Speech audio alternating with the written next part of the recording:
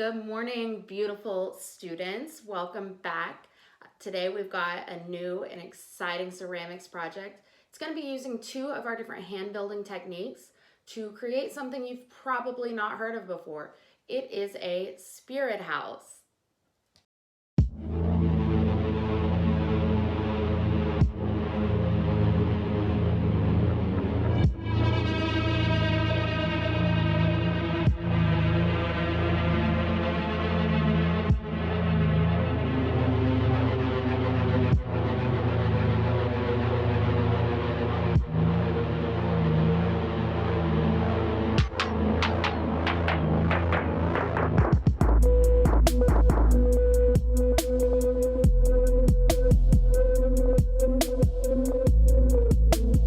บอกการตั้งศาลพระภูมิหรือเจ้าพระพรหมเนี่ยถ้าเป็นทางร้านเนี่ยเราไม่ได้ไหว้คนเดียวความเชื่อคือให้บริวารหรือคนรอบๆเนี่ยไหว้หมายความว่าถ้าไหว้เยอะๆในความเชื่อนะฮะก็จะสร้างบารมีให้กับตัวเจ้าของแล้วก็ตัวสถานที่ถ้าเป็นในเชิงของคนจีนก็เอาไว้กันเกี่ยวกับสิ่งไม่ดีเข้ามา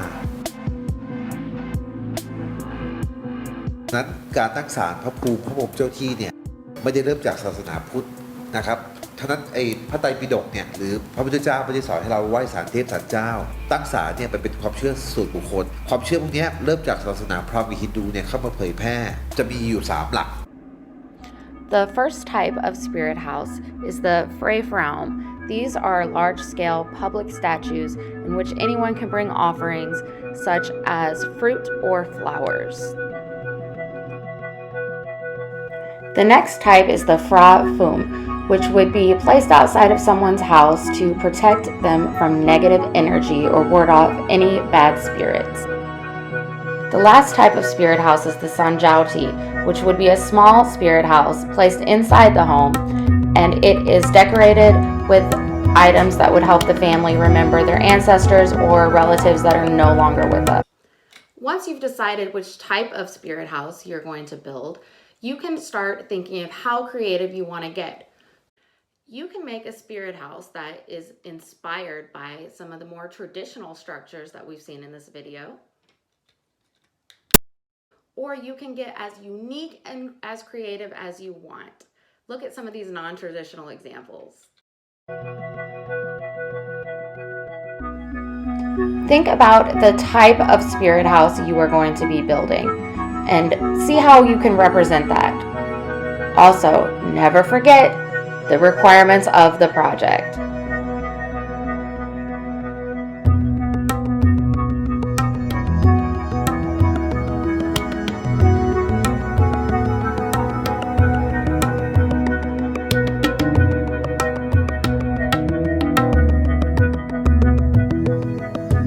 Now that we understand the project guidelines and we've sketched out our design, it's time to start working.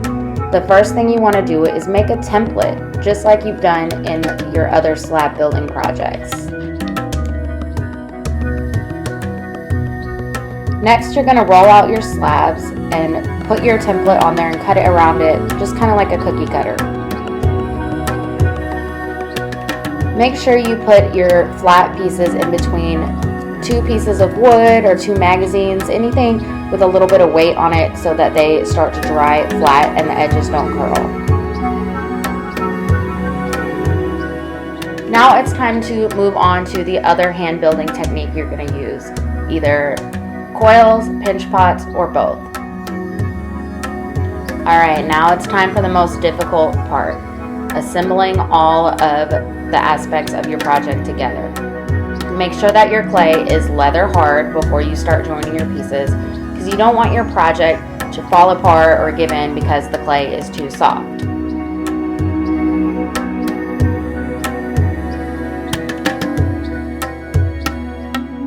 Since this is a pretty tall project, you may want to think of adding some additional support while it dries, such as leaning it up against a wall or putting some books or something tall in the middle to hold it up.